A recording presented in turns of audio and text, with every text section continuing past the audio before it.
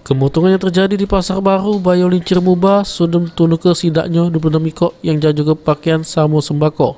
Kejadian berlangsung pada Kamis sore tersebut diduga karena adanya korsleting listrik dari salah satu kios di Pasar Baru Bayau Lincir Muba, sehingga nyabar ke kios lainnya. Petugas peminum kemutungan yang datang ke lokasi kemutungan sempat dibikin saro jika proses pemadaman. Dikarenakan ke lokasi kejadian banyak barang-barang mudah tertunuh.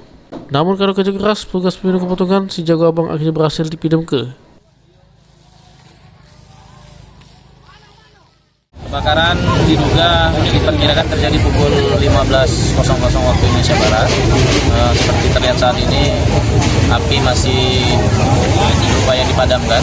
Alhamdulillah sudah cukup kondusif berkat bantuan tentu saja dari pemadam kebakaran Kabupaten Musi Banyuasin, dibantu oleh dari Regu Manggala Agni, kemudian juga dari PDAM Musi Banyuasin, dan saat ini juga los yang terbakar berjumlah 10 dan kios yang terbakar berjumlah 16 unit, jadi 26 unit.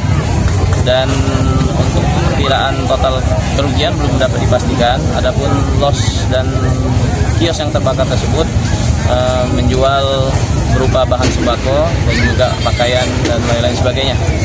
Tentu saja hal ini secara lisan sudah dilaporkan ke leading sektor, dalam hal ini Dinas Perindustrian dan Perdagangan Kabupaten Musi Banyuasin, dan juga kita laporkan kepada Bupati Musi Banyuasin, dan secara tertulis kami akan laporkan dalam waktu yang tidak terlalu lama. Dan untuk upaya pemerintah Kabupaten Musi Banyuasin tentu saja kemungkinan akan mendapatkan perhatian terhadap para pedagang. Dengan kejadian tersebut diperkirakan sudah menimbulkan kerugian ratusan juta rupiah. Ini lokasi kemutungan dipasang garis polisi oleh Polsek Bayau Lincir Muba. Uji Iskandar, PAL TV.